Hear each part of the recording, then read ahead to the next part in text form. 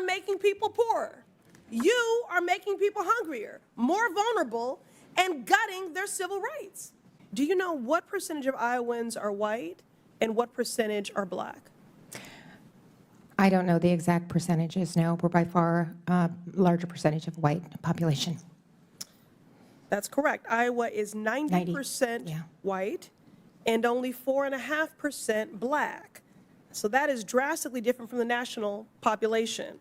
So when Republicans suggest Iowa should be a national model, they're advocating for a government that doesn't reflect our country. So let's talk about what this model of governance actually means in practice.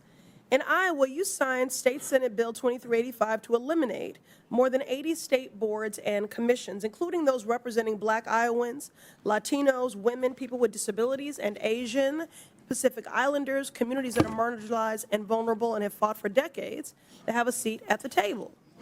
Now, Republicans call this fiscal responsibility. I just call it erasure. Now, Governor Reynolds, let's be clear. I have no problem with Iowans, but I do with your leadership. So let's look at the results, shall we?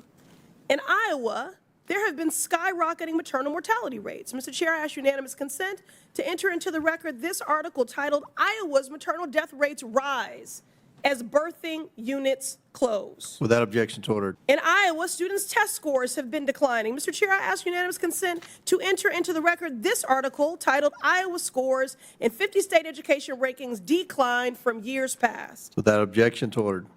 In Iowa, more kids are going hungry. Is this the kind of government efficiency y'all are talking about? Mr. Chair, I ask unanimous consent to enter into the record this article titled, "Iowa's Food Pantries Hit Record High Numbers This Summer." Without objection to order. So let's be clear about what Republicans are actually doing.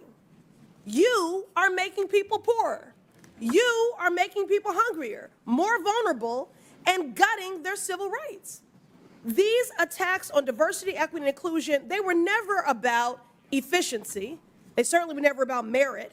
It's just a deliberate, calculated attempt to erase marginalized communities from government while eliminating essential services for workers, families, and the people that we are actually elected to protect. They want a country for and by millionaires that advances white supremacy, and that is the real agenda.